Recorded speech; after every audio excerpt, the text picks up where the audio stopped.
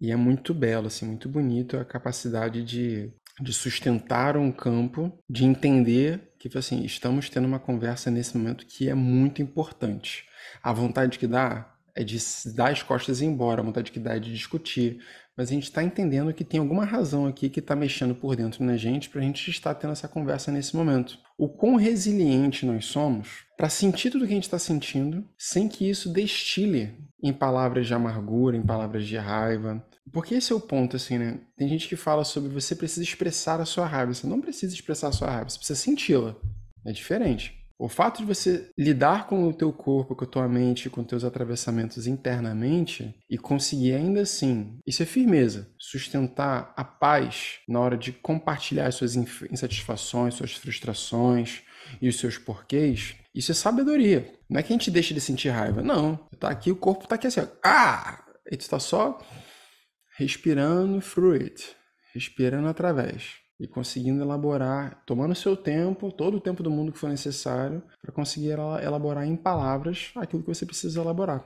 Pela conjunção dos astros, eu sinto que esse tópico de saber lidar com as sensações internas, principalmente com os diálogos duros, seja nas relações amorosas, afetivas, parentais, quaisquer que sejam, é um tópico muito crucial, muito basal aqui dentro da Escola do Fluxo e que faz parte do nosso processo de lapidação, por assim dizer.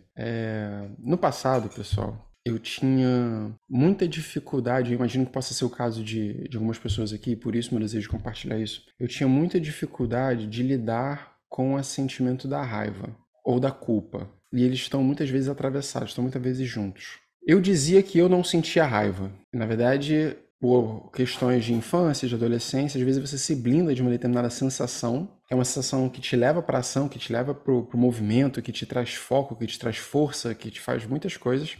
Você se blinda dessas sensações porque talvez na sua infância, na sua adolescência, esse sentimento não era tolerado.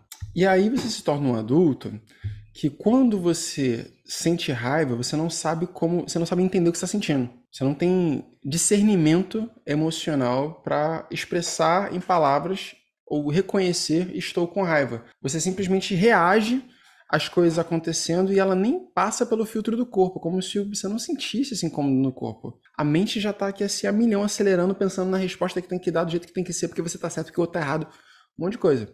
Então, trazer essa consciência de volta para o corpo, né, para ser capaz então de sentir o sentimento antes que ele seja vomitado, é uma sabedoria muito grande. E beleza, ao longo do tempo fui desenvolvendo um pouco essa habilidade, até o ponto de eu ter dificuldade de lidar com a raiva alheia. Nossa, isso aí foi um grande aprendizado. E eu recomendo assim esse estudo. Autoestudo. Parece que é o estudo do outro, mas não é, o autoestudo. Lidar com a raiva alheia. Igualmente, diante de questões pessoais, atravessamentos, condicionamentos, sankaras de cada um, existem pessoas que não têm dificuldade de expressar a sua raiva, pelo contrário, fazem isso no menor dos equívocos, no menor das frustrações. E aí, qual que é a equação que geralmente acontece aí? Quem tem dificuldade de lidar com o sentimento da raiva e acaba expressando ele em cima dos outros, brigando com as pessoas por coisas pequenas, sendo excessivamente reativo, depois fica amargurado pela culpa. Das duas, uma. Ou fica remoendo uma culpa por ter agido dessa forma, ou começa a cortar relações, que é o caminho mais fácil. O caminho mais fácil é briguei e me afasto. Vou lá, despejei, já vomitei uma coisa em cima do outro, agora vou embora. E eu sempre gosto de falar para as pessoas que a ideia de cortar relações, de apagar alguém da sua vida, ela é complexa, ela é confusa, para mim, pelo menos. Sabe por quê? Por que apagar ou cortar as relações assim é algo que não é saudável? Porque você nunca mais esquece essa pessoa. A gente sabe exatamente quem que a gente eliminou da nossa vida. E lembra totalmente a cena, os porquês, tudo que aconteceu pra gente cortar aquilo ali. E aí isso se torna uma memória negativa, que eu carrego comigo por onde eu for. E outras pessoas, novas pessoas, vão me engatilhar com essa mesma memória. Novas pessoas vão cruzar o meu caminho, vão ter algum comportamento, porque a vida tem esse mistério, né? De nos fazer olhar para aquilo que a gente precisa olhar através de outros seres humanos. Então outras pessoas vão cruzar o meu caminho, vão me fazer olhar para aquela faceta, para aquele tipo de comportamento, para aquele aspecto que às vezes é até meu, que não é apenas do outro, mas ele foi construído mutuamente ali numa relação, e me ajudar a tomar consciência, porque fundamentalmente é isso que está acontecendo. A gente está todo momento tomando consciência, tomando consciência, tomando consciência. Então, cortar alguém, assim, né, eliminar a pessoa da vida, e principalmente, a gente pode se afastar, assim, né, mas esteja tudo bem, sabe? Que nem terminar um relacionamento, tentar apaziguar as coisas, sair do emprego, sair bem, entrou e saiu bem. Porque senão isso só gera mais atravessamento pra gente, né? Tudo bem tomar um espaço para refletir sobre si mesmo, sobre as relações, quais fazem sentido e que não faz, tá? Mas é sempre bom promover essa cura de relações, né? E eu vejo pessoas que têm esse comportamento da raiva, né, exacerbada, assim, tendo uma dificuldade de fazer esse tipo de atitude, porque o orgulho também fere, o orgulho também machuca de se assumir errado, machuca de se assumir violento, não saber como lidar com as próprias emoções. Tudo isso é difícil de se assumir. E por isso também, né, a dificuldade, inclusive, de lidar com essa faceta de si mesmo, né, dessas limitações, que também gera esse movimento de fuga, de afastamento. E eu tô falando isso aqui, eu sei que tá mexendo em alguém aí, porque eu tô sentindo meu coração fazer assim. E que bom. O que eu quero trazer hoje, assim, e realmente foi muito ao acaso, assim, não foi planejado esse tópico hoje, assim, foi muito ao acaso, assim, de eu ver algumas pessoas, próximas ou não próximas, que têm esse tipo de comportamento de não saber lidar com a raiva, e aí das duas umas, ou explodir, ou então entubar, não saber manejar isso, não saber sentir isso dentro de si, e pronto, gerar um problema relacional, que depois vai virando um monte de treta. Um problema relacional seja de ter explodido e então gerar um conflito que pode gerar um afastamento, ou um problema relacional de ter entubado um monte de coisa, não ter expresso suas frustrações e acumulando isso. Acumulando, até o dia que não consegue acumular mais.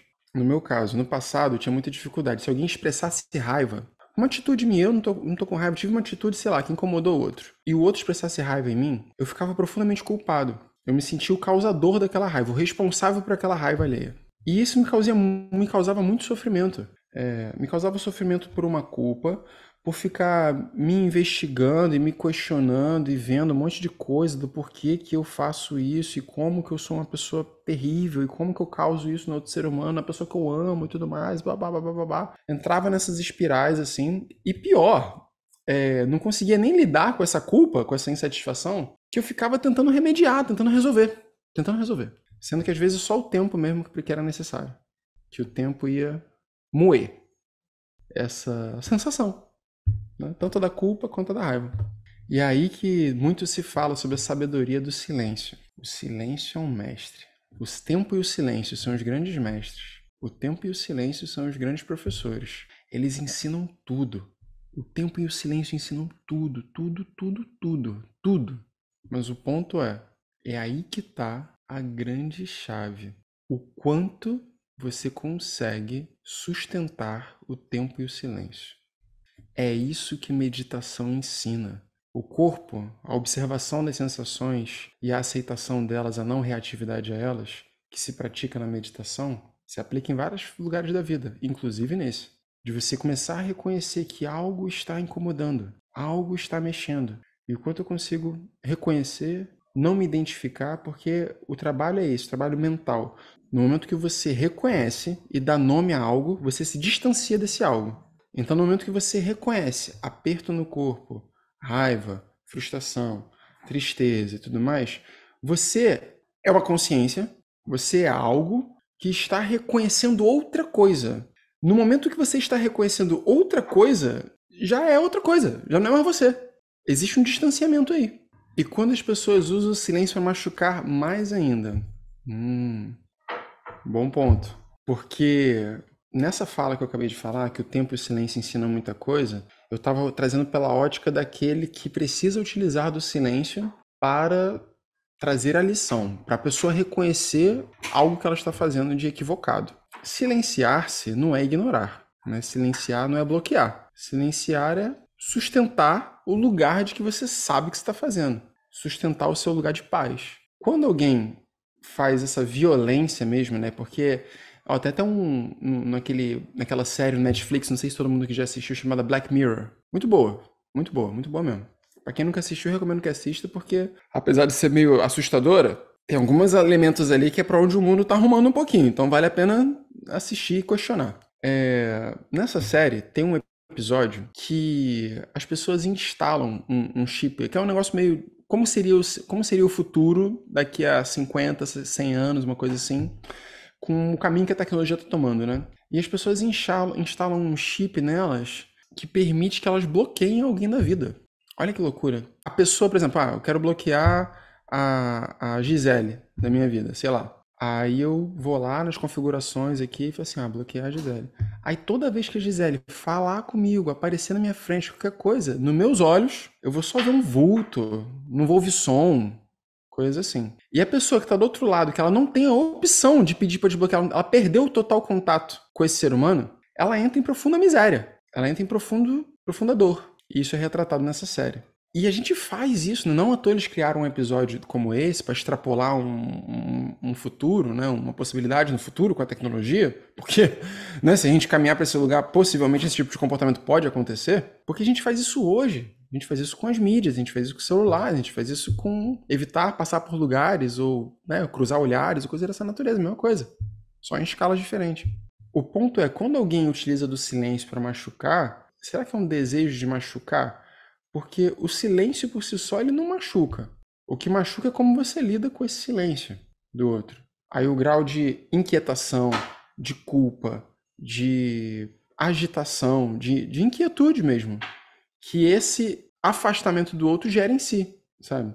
E a gente tem a oportunidade, de fato, né, de tentar restabelecer contato. Mas a gente não pode forçar também nada, nem ninguém, né? A gente pode fazer convites, a gente pode fazer propostas, a gente pode abrir o coração, a gente pode ser verdadeiro, né? É sobre ser verdadeiro. Agora, se o outro... Aí esse é o ponto. Se o outro não está disposto a caminhar nessa mesma sintonia de verdade, de diálogo, realmente não faz muito sentido. Porque a gente tem um determinado tempo limitado. E não é cortar alguém da vida. Na verdade, a pessoa te cortou, né? Você não cortou o outro, né? Então, desenvolver essa capacidade de ver que o outro está atravessando uma parada que é não condizente com o que está estabelecido, e aquilo ali, com a situação que está sendo apresentada, e aquilo ali gera uma raiva, gera uma frustração, gera uma mágoa, gera uma tristeza, gera qualquer sentimento exacerbado, e você conseguir perceber, assim, entrou no gatilho, toquei no gatilho da raiva aqui, foi sem querer, poxa, eu não quis, desculpa, não quis. Você estabelece, elabora sobre isso. E ainda assim a pessoa não consegue, aí é tempo. Assim, peço desculpas, dá tempo, dá silêncio. Porque a outra pessoa vai ter que processar isso. Aquele sentimento de dor, de incômodo e tal, não vai nem entrar em tu. Isso é muito importante. Isso não é se blindar. Isso era uma coisa que eu tava a fim de falar hoje, assim. Alguns amigos que eu tenho que até viajaram comigo também falam sobre... Tem essa visão de proteção energética e tal, e um monte de coisa que não faz parte da minha cosmovisão, não faz parte do meu sistema de crenças. E olha, gente, que, cara... Eu tomo ayahuasca com índios, sacou? Os índios estão lá, tipo, fumando, cachimbando o espaço todo, protegendo dos seres e tal. E ainda assim, e também vou em outros lugares onde isso não acontece. E ainda assim, eu não tenho essa visão assim de, pô, eu tenho que me proteger. Eu não sinto isso. Não faz parte da minha filosofia de vida. Porque, pra mim, isso é dicotômico com a ideia de que que Deus é bom. E de que tudo é isso. Isso vai numa mão contrária. Vocês não precisam concordar comigo. É só uma forma como eu interajo com a realidade e a forma que eu tenho para compartilhar. Ou seja, eu não quero me proteger das energias das pessoas. Eu quero dar passagem. No momento que eu sentir que algo me toca, me atravessa e que me incomoda ou que me fere, eu quero aprender a não me sentir ferido. Eu não quero me blindar.